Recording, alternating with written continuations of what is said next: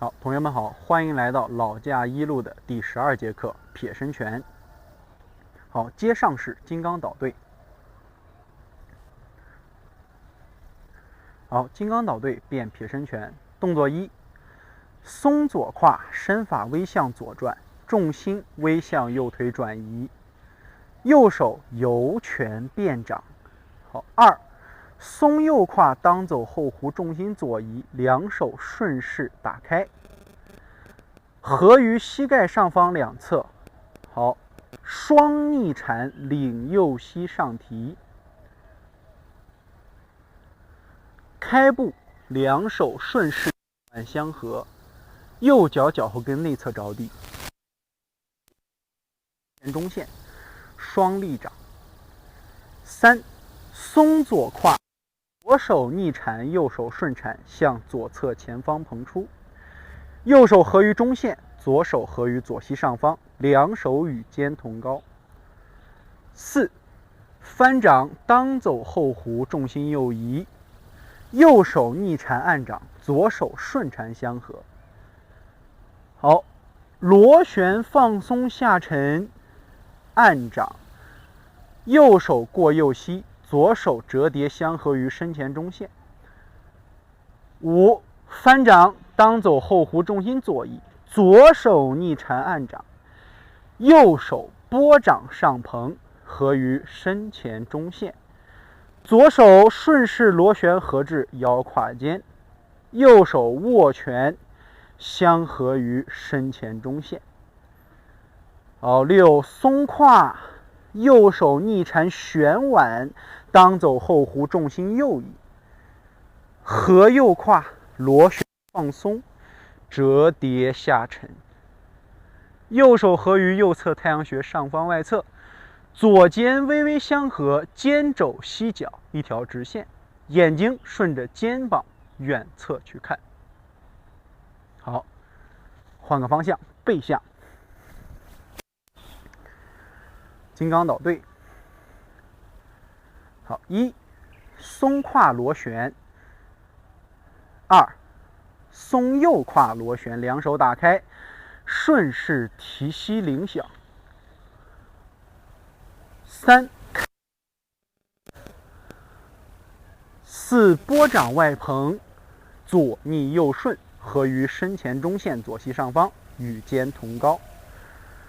五，翻掌移动重心，拳放松相合。六，左逆右顺，左手下按，右手顺势上蓬，左手合于左侧胯间，右手合于身前中线，顺势握拳。松左胯，右拳旋挽，当走后弧，重心右腿，折叠右下沉，扣肩压肘，领拳定势下沉。拳。好，侧面看一下金刚捣对。一，松左胯。二，松左胯，两手打开，领膝上提。三，开步相合。四，螺旋左逆右顺捧掌，中线膝上方与肩同高。五，当走后弧，折叠下沉相合。六，摆掌上蓬，当走后弧，螺旋上升捧掌，左手叉腰，右手中线握拳，右拳逆缠，当走后弧，重心右移，合右胯，螺旋放松，扣肩压肘，捧挽相合。好，换个方向，这边金刚捣对。一，二，三，四，五，六，七，八。好，手势。好，撇身拳的动作细节呢，其实非常多，但是它也离不开我们之前所学习的当走后弧和当胯的螺旋相合。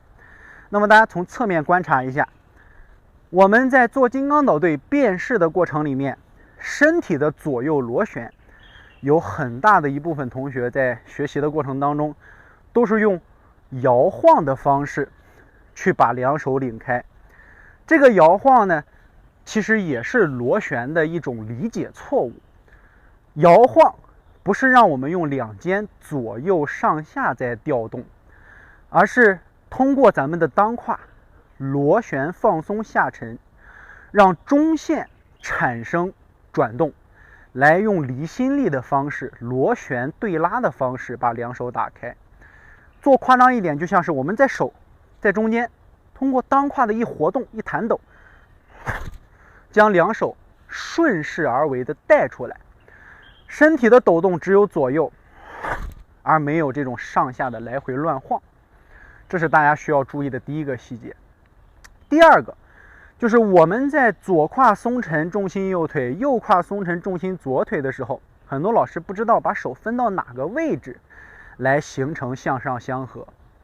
那么同样，这个细节还包含了一个我们的手是否向上真正的走了一个上弧线。看好啊，我们两手顺势打开，两手过膝，顺势提右腿。这个时候提右腿的过程，两手没有直接向上走，而是会随着身法的领膝上提，身体下，手还在原来的高度，就像我们跳这个霹雳舞一样，身体沉下来了，手还在原地，但给别人看的感觉就是咱的手往上走了，是不是？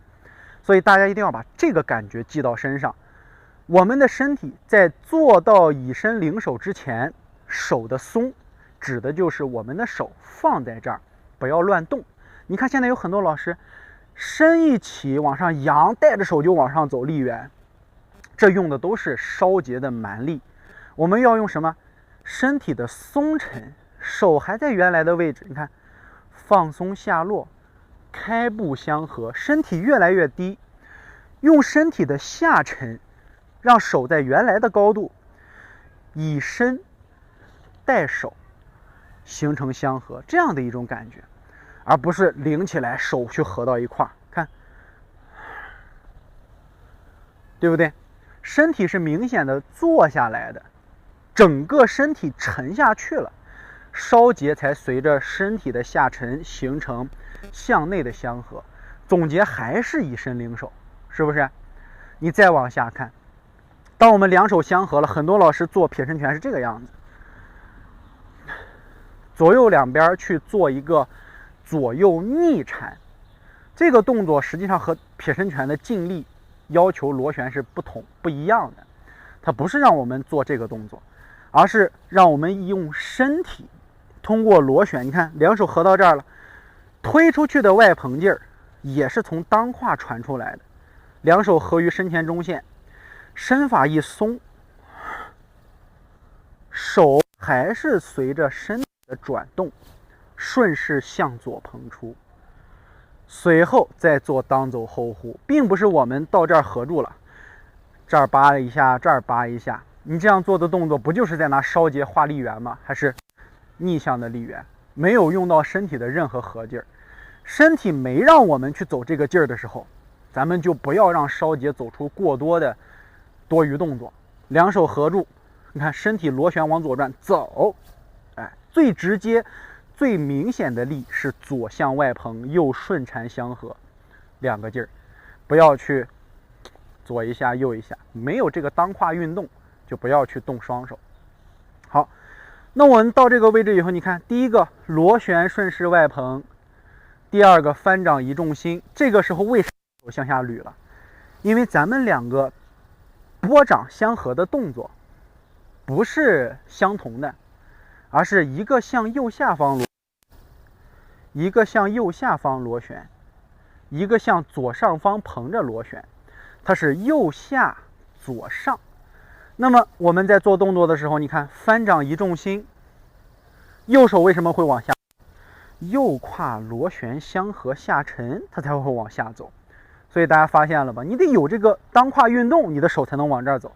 没有运动，你往这儿走，动作不就是散的吗？对不对？手梢节和根节中节没连上，哎，那左手随着右胯的下沉，你看慢慢以身带手，是不是就形成了一个折叠、放松、下沉相合的动作？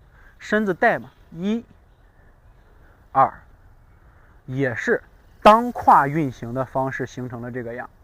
那你再看往上捧，两手翻掌过来，向下相合，左手合到中线，不再往右边去走了，而是向哪呢？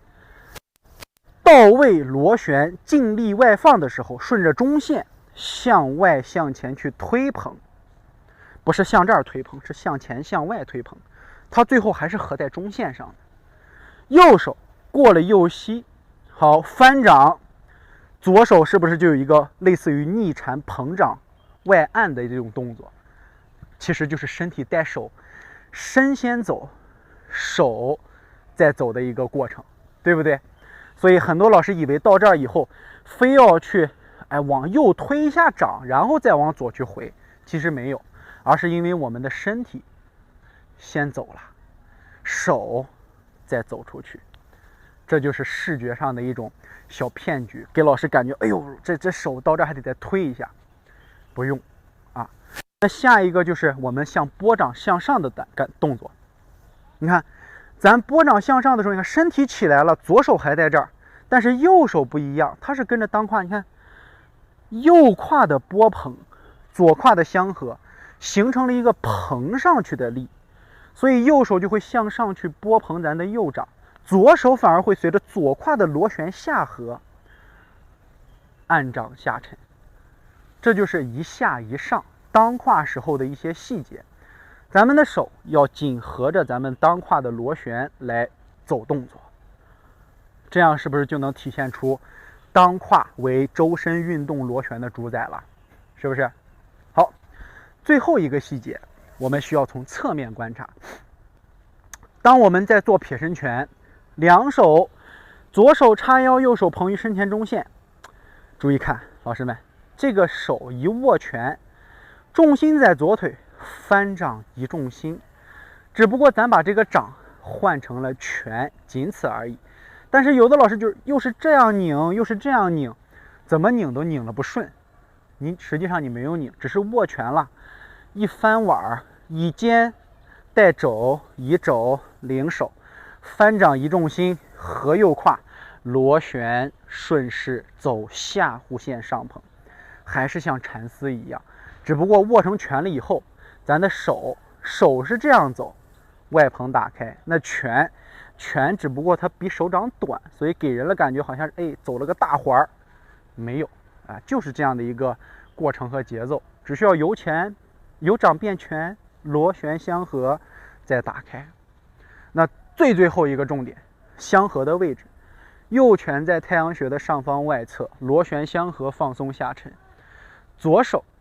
左手在我们扣肩合肘的时候有一个小点，很多老师喜欢过度刻意的去压肩扣肘，让你的眼神能够透过你的肘尖看到脚尖。那老师们想象一下，这是一个小学都学过的数学题，当前面有一个物体和后面有一个物体，它们并排的时候，你能不能通过第一个物体看到最后一个物体？答案肯定是不能的，除非后边的物体比它大。所以我们想要判断肩肘膝脚是否一条直线，并不是说我压肩扣肘能看到脚尖才是直线，你能看到脚了，反而压锅了，因为我们肘尖在这个时候，它是正好挡住我们的膝和脚，这个时候才是一条直线，才算是肩肘膝脚形成相合。那如果我们过多的去扣，就能透过肘尖去看到脚了。这是不对的。最后的定势相合，眼神的余光去扫一下就行了，不用盯着看。有很多老师打拳这样，为了多去看是否一条线，盯着这块去看，这是不必要的。余光看一眼，一扫，好，不在啊，看不到脚，眼神顺着向远去走就可以了。好，这是我们撇身拳的重点，老师们要课下多多练习，记住重点的螺旋位置。